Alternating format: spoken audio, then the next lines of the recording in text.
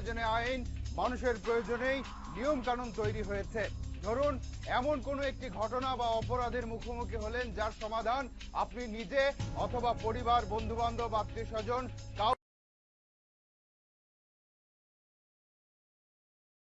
কাউকে দিয়েই করতে পারলেন না, তাহলে কার কাছে যাবেন? আদালতে যেতে পারেন, কিন্তু সব ঘটনার শুরুতেই তো মানুষ আদালতে যায় না, থানায় যায়, পুলিশের কাছে যায়। কারণ পুলিশ জনগণ পর্বের রমজানের পর্যবেক্ষণে নেমেছে তালাশ টিম।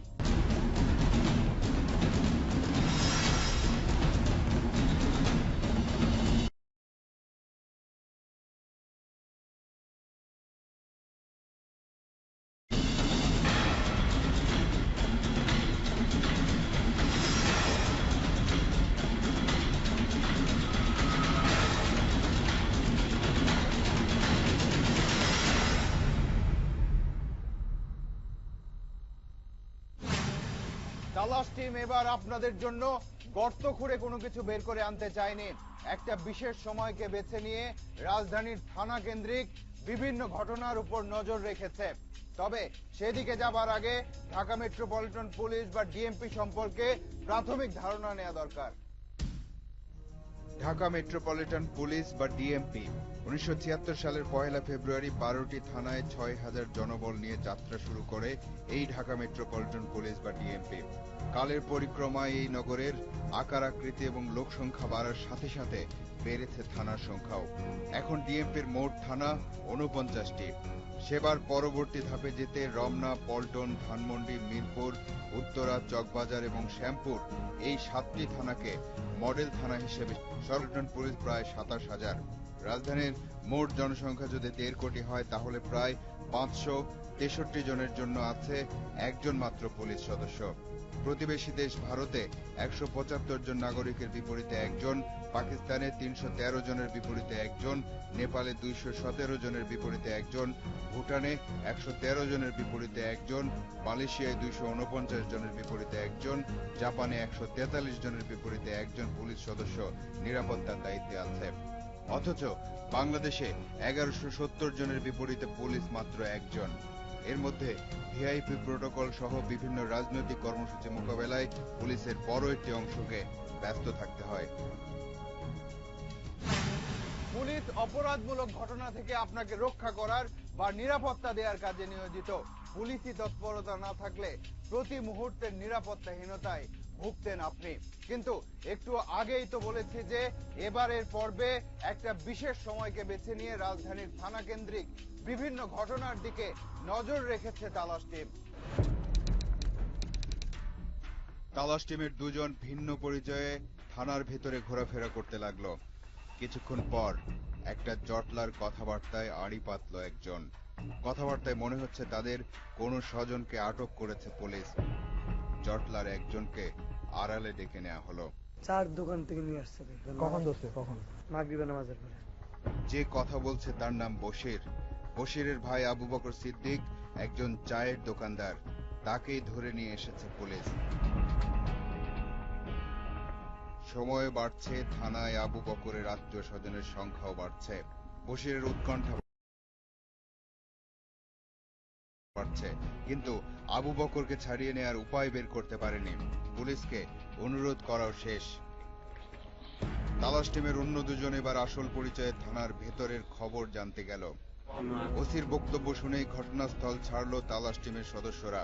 কিন্তু আগে থেকেই যারা ঘটনাস্থলে ছিল তারা নড়ল না।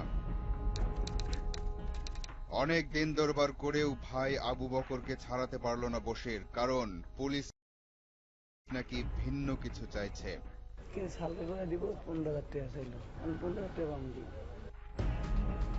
বশিরের আক্ষেপ ক্ষোভে পরিণত হয়েছে। আবু বকরের ঘটনা কিন্তু এখানেই শেষ নয়। ভাসানটেক থানা পুলিশ নয়, নিশ্চিতভাবেই আদালতই সিদ্ধান্ত নেবে তার ব্যাপারে। আবু বকর অপরাধী হলে আদালত নিশ্চয়ই তার সাজাও নিশ্চিত করবে। আবু বকর সিদ্দিকের ঘটনা কোন দিকে যায় সেদিকেও নজর রাখবে তালাশ টিম। এবার একটু অন্য থানার দিকে নজর ফেরানো যাক। আগে থেকে যদি কেউ অবস্থান না জানে, তবে তার পক্ষে হাজারীবাগ থানা খুঁজে পাওয়া একটা বড় ধাঁধা হয়ে যাবে। ঘিঞ্জি এলাকায় 3 তলা ছোট্ট একটা বাড়িতে থানার কার্যক্রম চলে। একসাথে 2 জন ঢোকাও কঠিন এখানে। থানার ভেতরের কক্ষগুলো এতটাই সংকীর্ণ যে 2টা টেবিল বসালে হাঁটা চলার জায়গা থাকে না, আবার হাঁটা চলার জায়গা রাখলে টেবিল বসানোর জায়গা থাকে না। সেরেস্তার কক্ষে যেতে মাথা যথেষ্ট নিচু করতে হবে অবশ্যই। কোতোয়ালি থানার অধীনে এই ফাঁড়িতে 27 জন পুলিশ সদস্য কাজ করে। কাজ শেষে এই ফাঁড়ির পুলিশ সদস্যরা বিশ্রাম নিতে যে ঘরে যায় তার অবস্থা এক কথায় করুণ। এসব অবস্থা থেকে উত্তরণের জন্য ভিন্ন পদক্ষেপও আছে।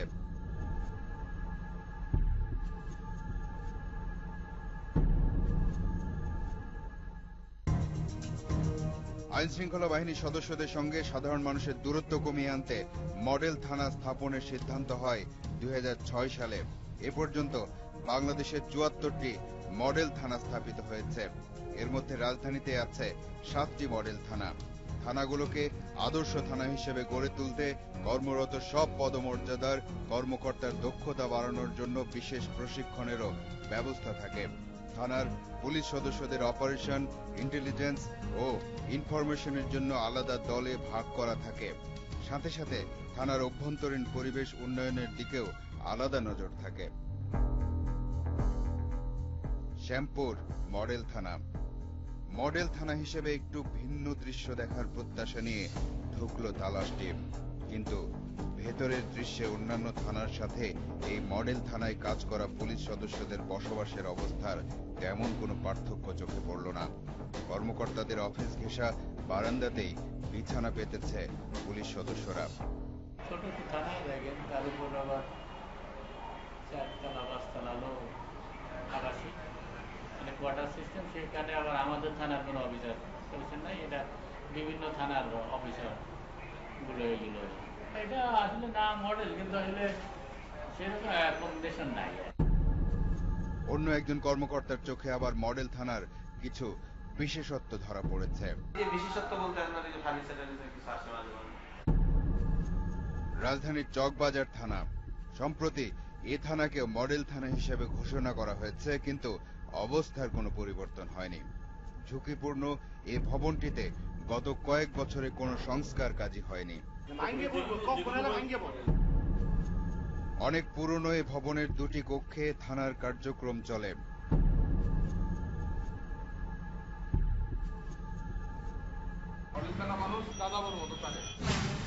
আমাদের মধ্যে অনেকেই যারা পুলিশ সম্পর্কে বিরূপ ধারণা পোষণ করে তারা হয়তো এসব দৃশ্যের সাথে পরিচিত নয়, কারণ কেবল সমস্যায় পড়লেই পুলিশের কাছে যায় মানুষ। দৃশ্যত এই থানায় দিনের চেয়ে রাতে লোকজনের আসা যাওয়া বেশি। এক একজনের গতিবিধি আবার এক এক রকম। কেউ এসেছে আটক হওয়া ব্যক্তিকে ছাড়িয়ে নিতে, কেউ বা এই ছাড়ানোর দালালি করতে। এই 2 দলের মাঝখানে আবার কেউ ওত পেতে থাকে খদ্দের ধরতে।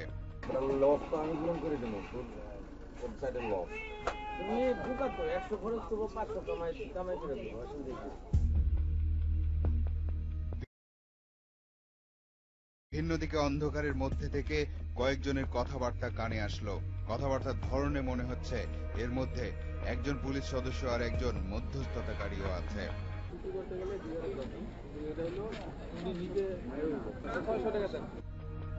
600 টাকায় জিডি করে দিতে রাজি হলো সেই পুলিশ সদস্য। তারপর তাদের একজনকে নিয়ে গেল থানার ভেতরে। আবারও থানার বাইরে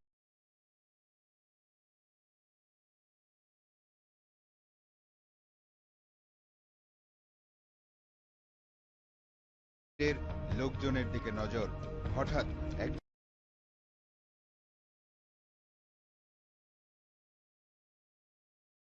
একজন মহিলাকে কান্না করতে দেখে এগিয়ে গেল তালাশ টিমের একজন। কি বলছে সেটা তো আমি নিজেও বুঝতে পারতেছি না। আমার ছেলে একটা অসুস্থ, দিশেহারা। আমাকে উনি কিছুই বলতেছে না। কি বলছে?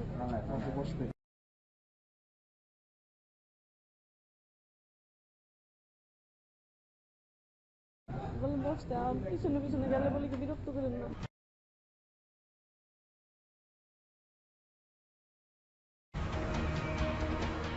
অনেকক্ষণ পর থানার ভারপ্রাপ্ত কর্মকর্তা কর্মকর্তা সেলিমুজ্জামানের সাথে কথা বলার সুযোগ হয়েছে তার। বাড়ছে অবশেষে সহযোগিতা করতে কয়েকজন শুভাকাঙ্ক্ষী আসলো তার কাছে।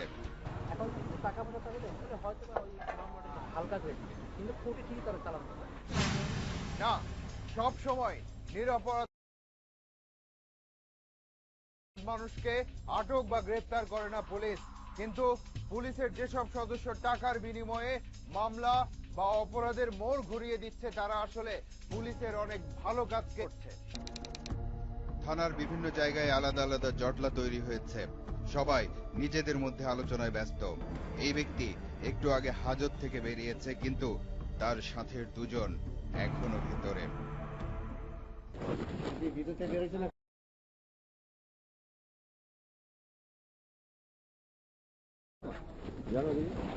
তাদের কেন ধরে এনেছে? এমনি আড্ডা দিতেছিলাম, সন্দেহ পাঁচজন আসছিলাম, পাঁচজন থেকে দুজন বাইরে 2-3 দিন ভিতরে এর বেশ কৌশলে এড়িয়ে গেল।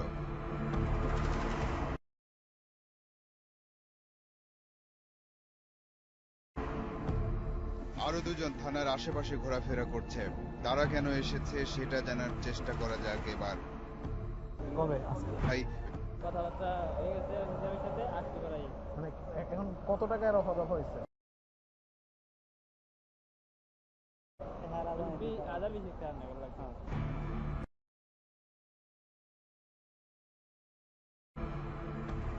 2 ঘন্টা পর মহসিন তখনও হাজতে।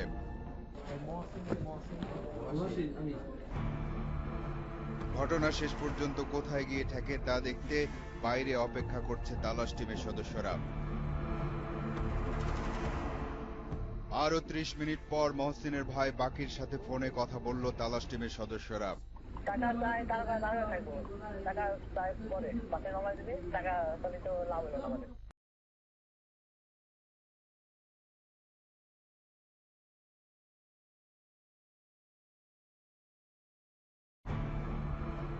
পরের দিন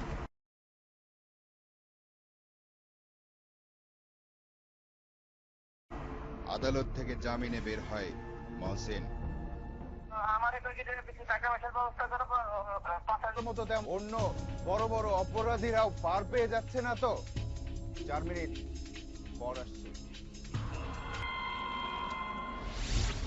এবারের পর্বে যেসব বিষয়ে নজর রেখেছে তালাশ টিম, তার জন্য দিনের সময়টাকেও বেছে নেওয়া যেত, কিন্তু আমরা রাতকে বেছে নিয়েছি এই কারণে যে দিনের সমস্ত ক্লান্তি শেষে মানুষ যখন ঘুমিয়ে যায়, তখনও মানুষের নিরাপত্তার জন্যই জেগে থাকে পুলিশ।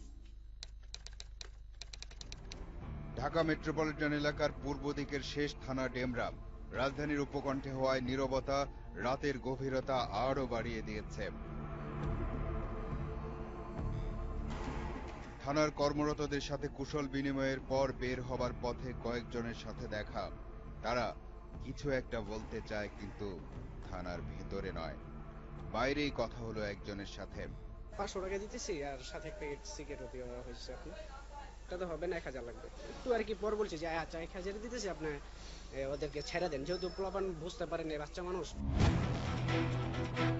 তার বন্ধুকে পুলিশ আটকে রাখে নাকি ছেড়ে দেয় সেটা দেখতে তালাশ টিম সরে এলো থানার আশপাশ থেকে।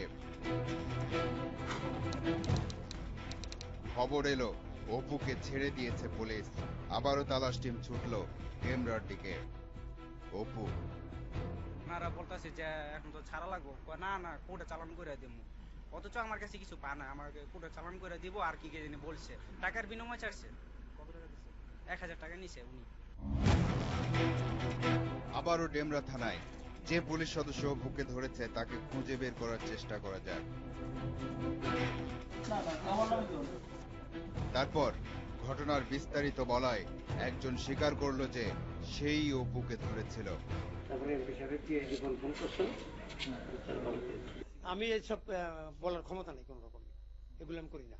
আপনি এলাকায় খবর নেন, দারোগা কালাম এই যত এলাকা আছে, এইসব পয়সা আমি হাতে কোনো দিন হাতে দিই না। ভাসানটেক থানায় আটক হওয়া চায়ের দোকানদার আবু বকরের ঘটনা শেষ পর্যন্ত কোন দিকে গেল সে খবর জানা দরকার, আর সেজন্য থানা থেকে চোখ সরিয়ে এবার আদালতের দিকে যেতে হবে। ভাসানটেক থানা পুলিশ আবু বকর সিদ্দিককে যেদিন আটক করে তার পরের দিনে একটা মামলায় আদালতে চালান করে দেয়।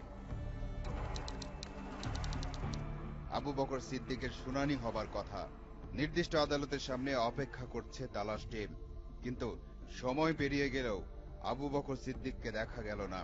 কথা হলো তার আইনজীবীর সাথে।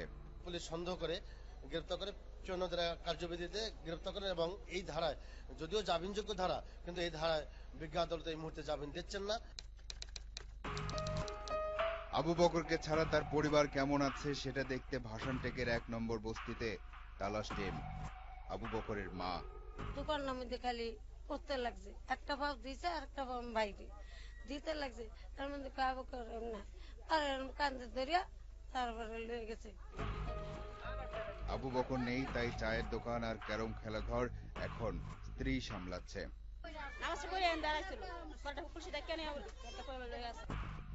আর ছেলেকে ছাড়িয়ে আনতে এদিক ওদিক ছুটছে আবু বকর সিদ্দিকের মা।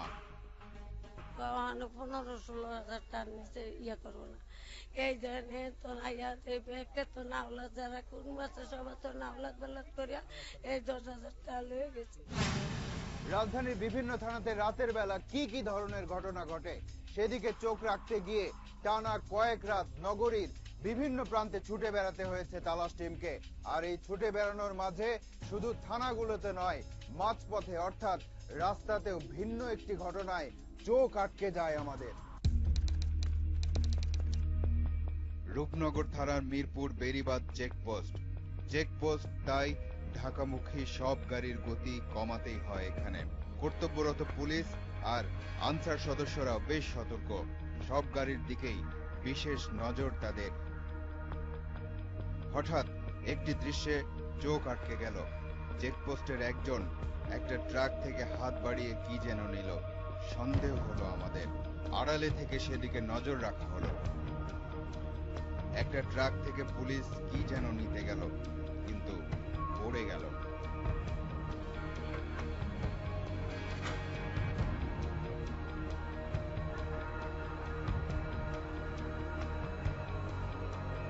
আরো একটা ট্রাক, আসলে একের পর এক। ঘটনা আরো স্পষ্টভাবে জানতে একজন ট্রাক ড্রাইভারের সাথে কথা বলে তালাশ টিম। তালুক না হোক দিতে হবে, না দিলে গাড়ি সাইড করে কেস লিখবে, নাহলে জরিমানা আরো বেশি নেবে, 500,000।